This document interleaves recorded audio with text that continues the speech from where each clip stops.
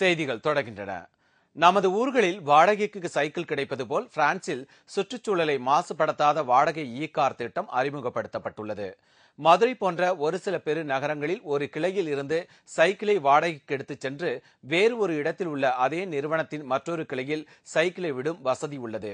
இதேபோல் தற்போது சுற்றுப்புற சூழலை பாதிக்காத இ-கார்களை பிரான்சின் ஆட்டோலிப் என்னும் நிறுவனம் பாரிஸ் நகரில் அறிமுகப்படுத்தியுள்ளது. பேட்டரியால் இயங்கும் இந்த கார்களை ஒரு இடத்தில் எடுத்துக்கொண்டு நாம் செல்ல வேண்டிய இடத்தில் அந்த நிறுவனத்தின் கிளை இருந்தால் அங்கே விட்டுவிடும் வசதியும் செய்து கொடுக்கப்பட்டுள்ளது.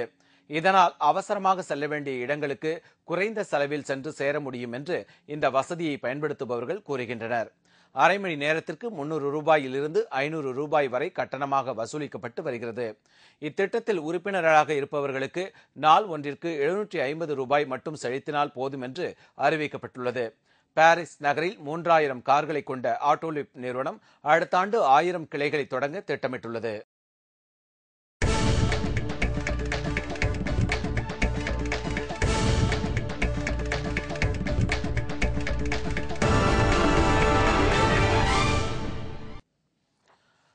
ஆல்ரவுண்டர் இர்ஃபான் பதான் 2 ஆண்டுகளுக்கு பிறகு மீண்டும் இந்திய அணியில் சேர்க்கப்பட்டுள்ளார். வெஸ்ட் இண்டீஸுக்கு எதிரான 3வது ஒருநாள் போட்டியில் இந்திய அணி போராடி தோல்வியடைந்தது. இந்நிலையில் கடைசி 2 ஒருநாள் போட்டிகளில் பங்கேற்கும் இந்திய வீரர்கள் பட்டியல் இன்று வெளியிடப்பட்டது. அதில் கடந்த 2 ஆண்டுகளாக வாய்ப்பு கிடைக்காத ஆல்ரவுண்டர் இர்ஃபான் பதான் சேர்க்கப்பட்டுள்ளார். அவருக்கு பதிலாக உமேஷ் யாதவ் அணியில் இருந்து நீக்கப்பட்டுள்ளார். நீண்ட நாட்களுக்கு பிறகு இந்திய அணியில் விளையாட வாய்ப்பு கிடைத்திருப்பது தனக்கு மகிழ்ச்சி அளிப்பதாகவும் தனது பிரார்த்தனையை கடவுள் நிறைவேற்றியிருப்பதாகவும் கண்ணீர் மல்க இர்ஃபான் பதான் தெரிவித்தார். Having taken 21 wickets, it's always a good feeling. And in terms of selection, I really thank selectors for giving me opportunity, and I want to make sure that I fulfill my dream of playing for the country and do well and make sure never look back.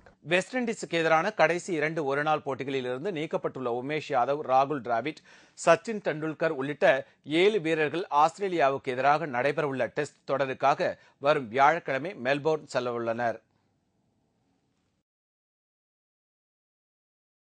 இத்துடன் செய்திகள் நிறைவடைந்தன.